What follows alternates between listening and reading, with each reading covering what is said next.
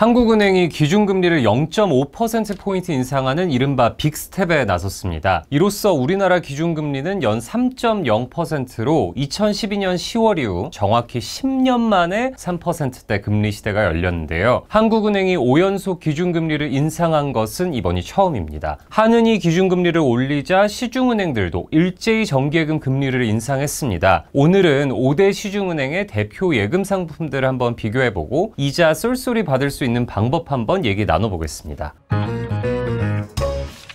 한국은행이 지난 12일 오전 금융통화위원회를 열고 기준금리 인상을 발표하자 제일 먼저 즉각적으로 반응한 곳은 농협은행이었습니다. 농협은행은 14일부로 예금금리를 기준금리 인상폭과 동일한 0.5%포인트 올리고 적립식 예금, 즉 적금금리는 최대 0.7%포인트 올린다고 발표했습니다. 이 농협은행의 대표 예금 상품은 심플합니다. NH 올1 2 예금이라는 상품인데요. 인상된 금리는 현재 12개월 만기 기준 연 4.8%입니다. 이 상품은 최대 금리를 받기 위한 조건이 따로 없습니다. 1년 이상 3년 미만일 경우에 우대금리 조건을 충족할 필요 없이 연 4.8% 금리를 지급합니다. 기본적으로 특정 그룹을 타깃으로 한 예금 상품이 따로 없고 애당초 정기예금 상품 중 금리가 가장 높은 상품이 바로 이 NH 올1 2 예금입니다. 농협은행 다음으로 금리 인상을 발표한 곳은 우리은행입니다. 우리은행은 13일부로 최대 1%포인트라는 가장 큰 폭의 금리 인상에 나섰습니다. 물론 최대 인상폭이 1%포인트라는 말입니다. 우선 비대면 전용 상품인 우리 첫거래 우대 정기예금의 최고금리를 연 4.8%로 올렸고 그 외 다른 정기예금 상품의 금리는 최대 0.5%포인트 올렸습니다. 우리은행은 농협은행과 달리 기존 거래 고객과 신규 가입자분들이 조금 다르게 접근하셔야 됩니다. 우선 이번에 금리가 1%포인트나 오른 상품은 이름 그대로 첫거래 우대 상품입니다. 기본 금리는 연 3.8%지만 우대금리 조건을 만족할 경우에 최대 1%포인트가 추가되는데요. 먼저 신규일 직전 연도 말일 기준, 즉 오늘 가입한다면 작년 12월 31일에 우리은행 계좌가 아예 없으셨던 분들이라면 1%포인트라는 최대 우대금리가 추가됩니다. 만약 작년 12월 31일에 우리은행에 입출금 통장은 있었지만 지난 1년간 우리은행 예적금에 가입하지 않았다면 0.4%포인트를 추가받을 수 있고 여기에다 우리은행 오픈뱅킹 서비스에 가입한 다음에 다른 은행의 본인 명의 계좌에서 돈을 빼서 이 상품에 새로 가입하면 0.4%포인트를 더 받을 수 있습니다. 다시 말해서 1%포인트 추가 못 받는 분들은 최대 0.8%포인트를 더해서 연 4.6%를 받을 수 있다는 겁니다. 조건이 까다롭죠? 이름 그대로 우리은행을 거래하지 않던 사람을 다른 은행으로부터 빼앗아 오겠다는 뜻을 명확히 한 상품입니다. 어쨌든 이런 조건을 만족한다면 5대 은행 중 최고 수준인 연 4.8% 금리를 받을 수 있습니다. 만약 저처럼 기존에 우리은행에서 거래하고 있었고 1년간 예금 상품도 있었다면 우리은행의 대표 예금 상품 중 하나인 원플러스 예금 금리가 그나마 가장 높습니다. 이 상품은 한국은행이 기준금리를 올리기 직전 가장 높은 금리였던 연 4.54%를 지급하던 상품입니다. 그런데 이번에 다른 상품들 금리가 오를 때 이 친구는 금리가 오히려 떨어졌습니다. 큰 차이는 없고 10월 13일 촬영일 기준으로 연 4.52%인데요. 제가 이거는 우리은행 쪽에 한번 물어봤어요. 근데 이 상품은 채권 가격이 반영된다고 하더라고요. 아시는 분들은 아시겠지만 이번에 기준금리가 올랐는데 국채금리는 조금 떨어졌습니다. 한국은행 총재 발언이 약간 비둘기적이었다는 평가 때문이었죠. 리딩뱅크, 즉 1등은행 자리를 두고 매년 치열한 싸움을 벌이는 신한은행과 국민은행 중에선 이번엔 신한은행이 한 발 빠르게 금리 인상을 결정했습니다. 우선 신한은행은 예금금리를 최고 0.8%포인트, 적금금리를 최고 0.7%포인트 올린다고 발표했는데요. 조금 함정이 있습니다. 최고 0.8%포인트 금리가 오른 예금 상품은 미래설계 크레바스 연금예금이라는 상품으로 만기 때 받을 이자를 매달 연금 수령액에 포함해서 받을 수 있도록 한 특수한 상품입니다. 그마저도 최고 금리가 60개월 만기 기준으로 설정이 되니까 조금 좀 의미가 없죠. 그런데 기존의 대표 예금 상품인 솔편한 정기예금 금리는 이번에 오르지 않았습니다. 물론 기존의 솔편한 정기예금이 5대 은행 상품 중 최고금리 상품 지위를 꽤 오랫동안 유지했던 상품이지만 이번엔 전혀 오르지 않아서 연 4.5%, 금리는 그대로입니다. 대신 기존의 연 2.6%라는 처참한 금리를 보이던 신한 S드림 정기예금이란 상품의 금리는 0.6%포인트가 올랐습니다만 의미는 없죠.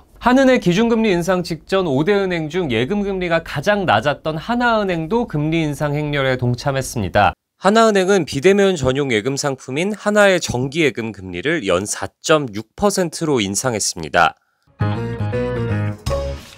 5대 은행의 정기예금 금리가 이처럼 연 5%대에 근접한 것은 10년 만입니다. 저처럼 주식이 녹아내리고 있는 분들, 또 너무 높은 환율 때문에 섣불리 다른 투자도 못 하시겠는 분들이라면 안정적으로 이자가 들어오는 예금에 눈이 돌아가는 것은 어쩌면 당연할 텐데요. 그럼 앞으로 정기예금에 목돈을 묶어두는 것에 주의할 점은 뭐가 있을까요? 우선 한국은행이 기준금리를 추가로 인상할 가능성이 매우 높다는 점은 아셔야 됩니다. 12일 금통위 직후 기자간담회에서 한 기자가 이창용 한국은행 총재한테 시장에서 이번 인상 사이클에서 최종 금리 수준이 연 3.5%가 될 걸로 예상하던데 합리적인 의견이 맞습니까? 라고 물으니까 다수의 금통위원이 말씀하신 수준과 크게 다르지 않은 견해를 갖고 있다라고 대답을 한 겁니다. 물론 이 총재가 그보다 낮게 보는 위원도 있다라고 하면서 수위 조절을 좀 하긴 했지만요. 한국의 통화 수장이 이처럼 명확하게 어쨌든 내년 초까지 금리가 0.5%포인트가 오를 가능성에 대해서 말한 거는 꽤나 이례적입니다. 향후 적어도 내년 1월까지는 금리 인상을 계속할 거라는 뜻인데요. 우선 다음 달 24일에 올해 마지막 금통위가 예정돼 있고요. 내년 1월에도 금통위가 예정돼 있습니다. 금통위는 통상 1년에 8번 열리는데요. 올해는 1월, 2월, 4월, 5월, 7월, 8월, 10월에 열렸고 11월 회의를 앞두고 있습니다. 기준금리가 오르면 예금금리가 따라 오르기 마련입니다. 목돈을 받을 수 있는 최대 금리로 딱 1년만 예치하시겠다면 지금보다는 내년 초에 하시는 게 조금 더 낫겠죠. 그런데 금리가 재작년처럼 0%대가 아닌 이상 우선 예금에 2년 이상 묶어둘 생각도 있으시다면 지금 하시는 것도 나쁘지 않다고 생각합니다. 금리가 내년부터 내린다고 가정했을 때 올릴 때처럼 내릴 때도 금리는 단계적으로 내려가겠죠. 지금 적당히 높은 금리로 가입을 한다면 1년 만기 뒤 재예치할 때 금리는 내년 초에 처음 가입했다가 재예치하는 것보다는 나을 수 있기 때문입니다. 이거는 본인이 갖고 계신 액수와 금리를 잘 따져보시고 현명한 판단을 내리셨으면 좋겠습니다. 제가 오늘 지난번에 말씀드렸던 것처럼 최대한 빨리 금리 인상 소식을 전달드리기 위해서 영상 갖고 왔는데요. 은행들의 금리 인상 시점이 다 다르다 보니까 오늘 영상에 제가 100% 반영하진 못한 상품도 있습니다. 새로 업데이트되는 것들이 있으면 제가 나오는 대로 영상 밑에 고정 댓글로 안내드리겠습니다. 그럼 여러분도 댓글, 좋아요, 구독 부탁드립니다. 감사합니다.